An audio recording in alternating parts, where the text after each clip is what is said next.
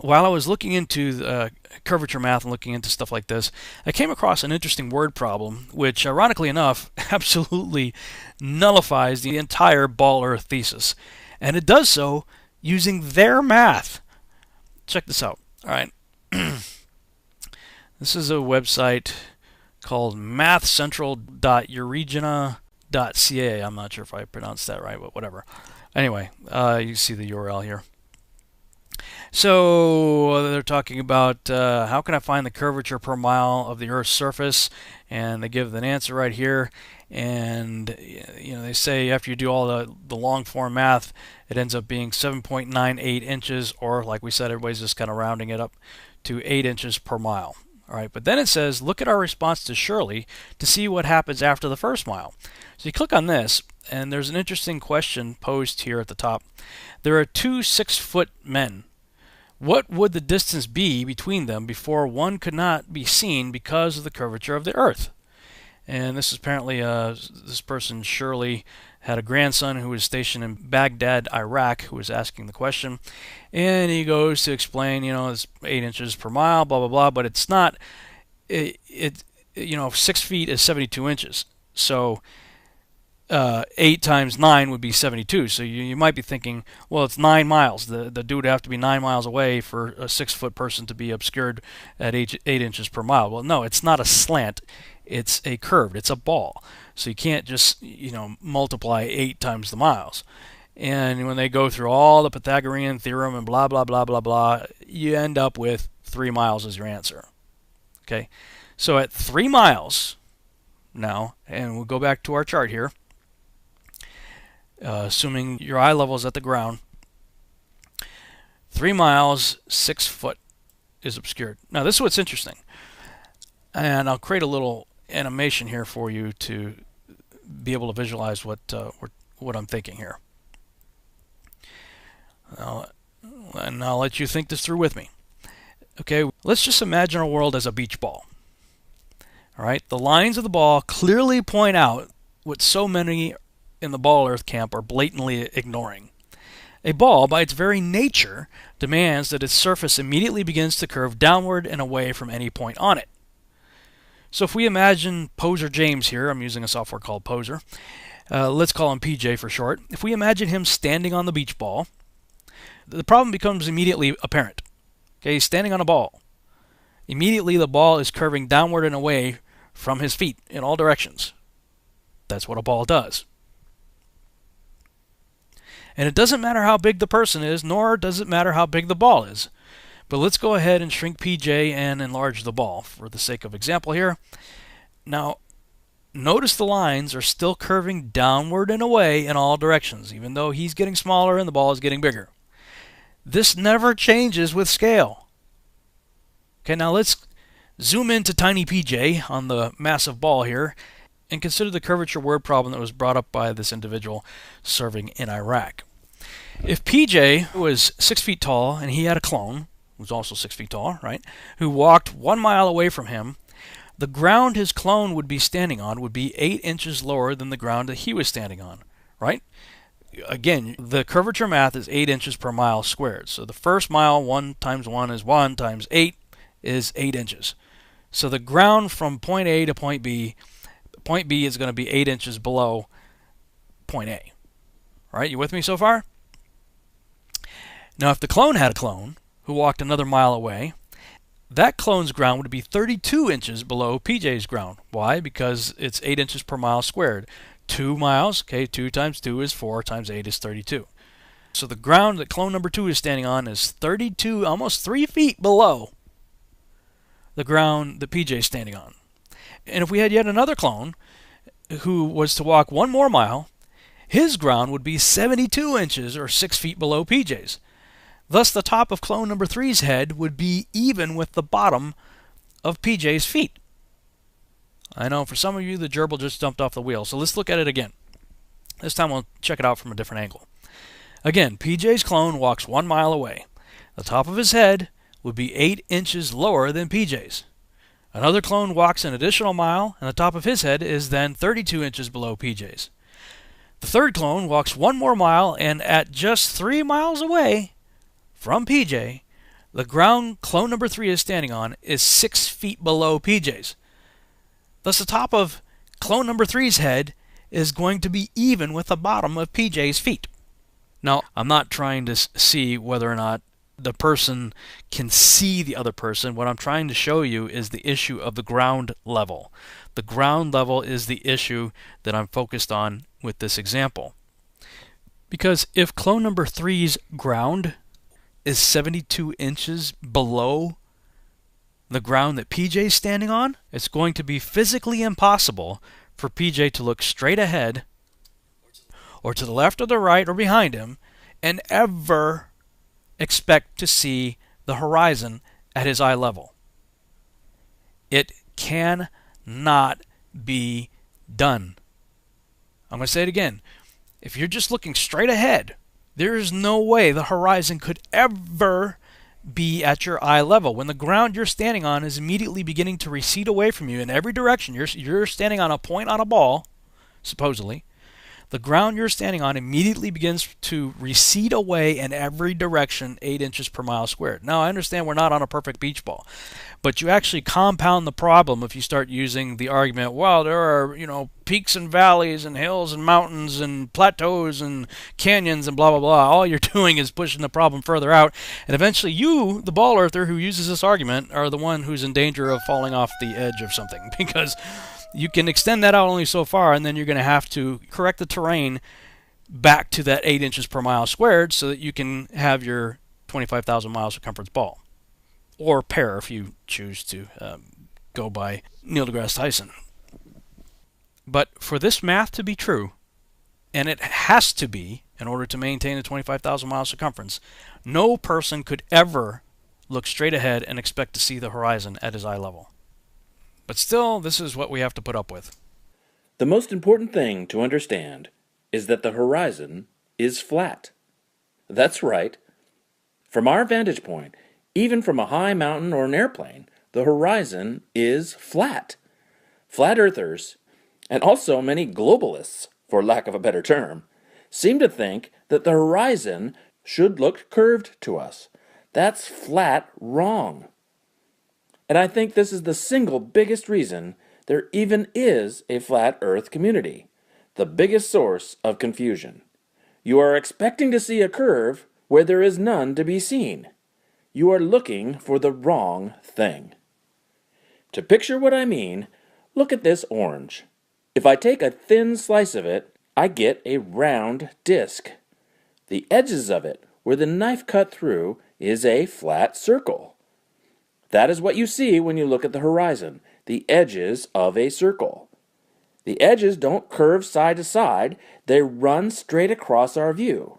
And since we are always in the center of the circle, they don't curve down. My first question is, why is this dude wearing fingernail polish? But I guess everybody's entitled to their thing. But my other observation was, after he said, if I take an orange and slice it off, sorry, you can't do that. If your orange is representing the Earth, you've got to leave its spherical nature intact. You can't slice off the top of the sphere that you're using as your example and then say, that's why everything's flat, because I just sliced off the curve. I don't know. Anyway, let's go back to Captain Fingernail Polish and see what other piece of amazing logic he has for us.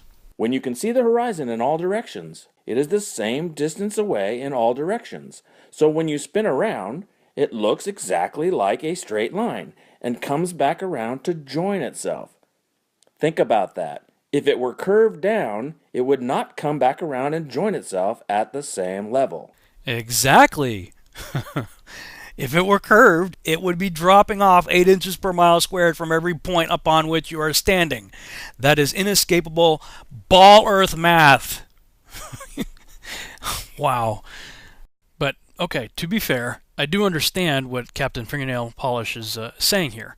This is a typical argument that I've heard lots of times, actually.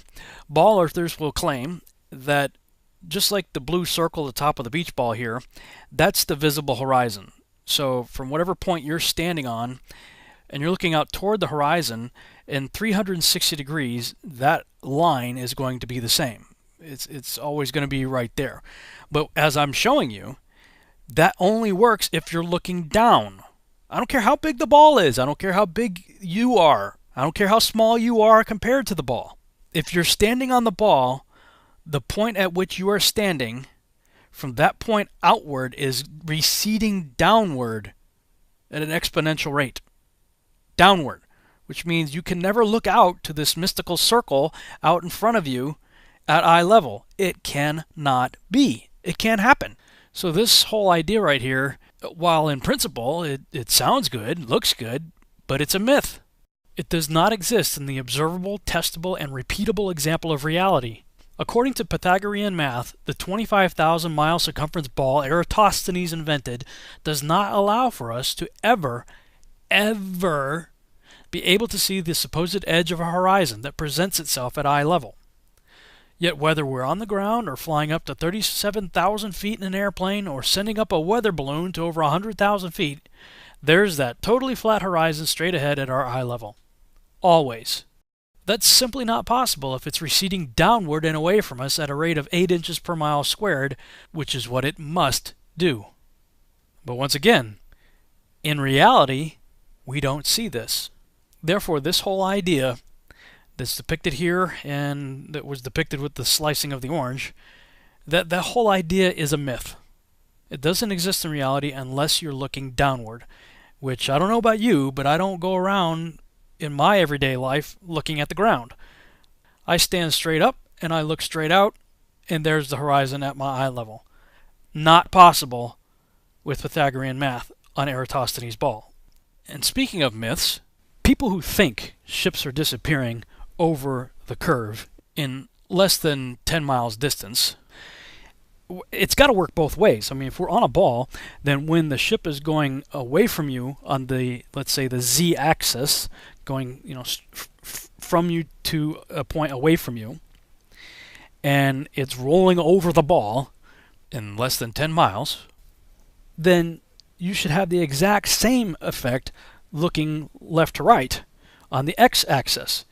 You should be seeing ships rolling up to the top of the ball and rolling down on the lateral x-axis. If it's a ball, they got to be rolling both ways, away from you and side to side. We never see that though. You can go to the beach and do a panoramic shot and put a parallel line over it, and from end to end, and this is a lot more than just 5 miles, there's no perceived curvature here. None. Flat as a pancake. And in fact, these are some pictures I took on the beach at Malibu, California. And I went from there way up into the mountains above Pepperdine University and looked out. And easily there's got to be probably close to 100 miles left to right. The distance on the horizon there it's got to be, quite a bit there. Put a parallel line over it, flat. So you can't have it both ways. You can't say ships are rolling over the ball on the z-axis without having the same exact perception on the x-axis. I was thinking about that while we were on Lake Michigan. We were on the east coast of the lake looking toward the west. And so if you're standing on the east coast looking toward the west and you claim that ships are disappearing in 3, 4, 5, 10 miles, whatever, distance, then people who are standing on the southern coastline would make the same claim. If they're on the south looking toward the north, they would say the same thing. Well, I see ships disappearing in 3, 4, 5, 6, 7, 8, 9, 10 miles away. So if the person standing on the south coast looking north is claiming that ships are disappearing, and the person standing on the east coast looking west is saying the same thing, then both people have to observe the alleged curvature that the other person is claiming their ships are going over. Therefore, like I said, this whole idea of the eye-level horizon being equal, as depicted here, or as depicted when you slice off a piece of an orange, is a myth. All right, let's continue. There's a handy website that will calculate the distance to the horizon for any viewing height, and it also tells you how much of an object will be hidden behind the horizon if it's past the horizon. The site is metabunk.org/curve. So I went there, and this is the calculator that's there, and you can run all the same calculations that I showed you in the other websites. It works very much the same way. But this is what's interesting to me. Let's look at this graphic right here on the bottom. See, they always got this thing in the middle between the observer and the target, and it's called the bulge. And they'll have you believe that everything you're looking at is on the other side of a big hump, a big bulge. You're always going to have to walk uphill first and then walk downhill to get to wherever you're going. In all of these examples, it's always this way. Okay, they got this target, over here, and the observer over here, and this big bulge in the middle. And that's what all these ballers would have you believe, is that everything you're looking at is on the other side of a big bulge you're going to have to walk or drive or swim or take a boat or fly over to get to. And somebody else has done videos on how big that bulge would be if you're flying from like Los Angeles to Hawaii. I mean, it gets quite absurd when you start putting it into these terms. But let me just simplify all of this for you and bring PJ back into the picture. Now, he's standing on top of the ball, right? But I'm going to slide him over to the observation point here. Now, I'm keeping him perpendicular to the ground. Now, do you see the problem? The only way he could be looking toward the top of the bulge is if he's tilting his head down. He'd have to be looking down. He couldn't be standing straight up, looking straight out. The only way he's going to see the curve is if he's looking down.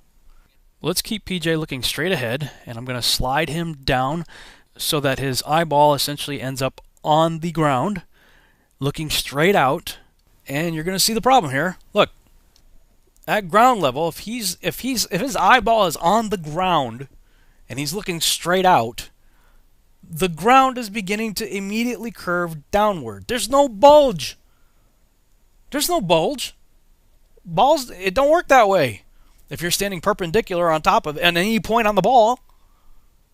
But yet every single curvature chart you're going to find is going to show this same kind of nonsense, where they either have the observer or the target at ridiculous angles, or they're forcing the observer to look downward, such as in this example. But there's also plenty of others that depict essentially the same thing. In fact, if you go back to the Channel 57 ABC News Report Skyline Skepticism, the Lake Michigan Mirage, you remember the weatherman said, now we have a lot of web extras with this story. Log on to abc57.com after this newscast. You can see the time lapse, a short lecture by Dr. Rennie, and how you can calculate how far you can see to the horizon based on your location.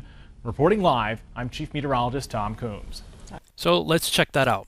Here on the website, scroll down, and he's got this link right here. How far away is the horizon? If you click on that, it takes you to this page right here. From Discover magazine, I guess. How far away is the horizon from bad astronomy? That's properly labeled, I think. Bad astronomy. It could also be bad geometry. So they've got this picture right here, to help you figure out the Earth's curvature. You got your little man here, in this case standing perpendicular to the ground, but he's looking down. He's not looking straight out. He's looking down. They always depict it that way. In fact, if we go to this other one here, Earth Curve Calculator, a lot of people like to use this one. This is the way it looks today. But I'm going to tell you that's not the way it has always looked. They've got the H0 or the observer here and the target perpendicular with the ground. But this is a recent change to the website. This is the way they used to depict it. They used to have H0 and H1 straight up and down, instead of perpendicular with the green line representing the globe. Here's a meme I created back on January 16th, and I posted it on Facebook. You see the problem here? Look at this graphic. Look at the way they have H0 and H1. See the angles? See the problem? That would mean that the person on H1 and the target are leaning inward, which means they're not standing perpendicular to the ground.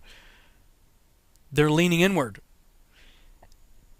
I posted this meme on Facebook, and as I was making this video and getting ready to use this example right here, guess what? Okay, I posted this January 16th, and here it is February 2nd, and I go to this website and it's changed.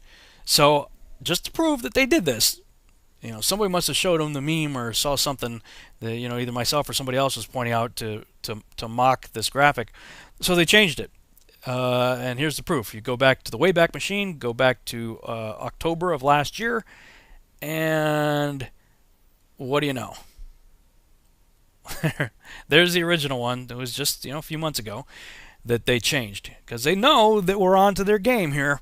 They know that what they're putting out is crap, but at least they're consistent. They're doing the same thing everybody else is doing. So let's go back to this other one from Metabunk. Now I'm going to enlarge this graphic and orient it so that PJ is standing straight up and down again, and lower him so that he's within the observer square. Now this is what they're saying. This is the observer looking toward the horizon. But unlike their example here, where they're forcing the observer to look downward toward the horizon, my observer is in their little square looking straight out.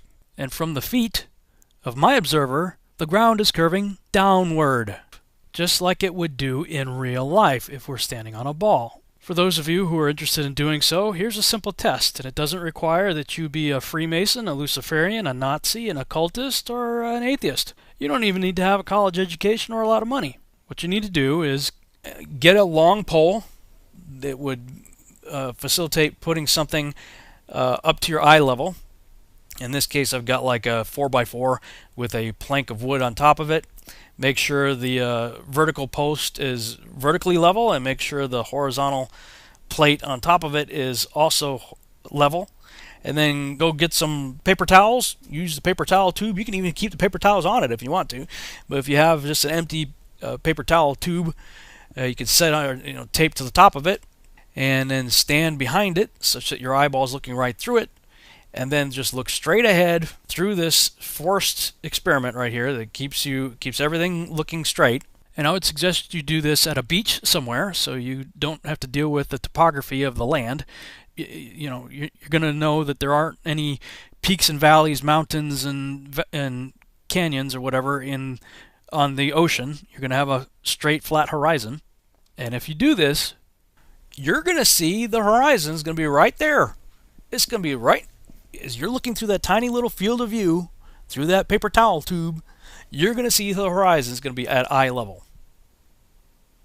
And yet we've just shown you that that is physically impossible. That cannot happen.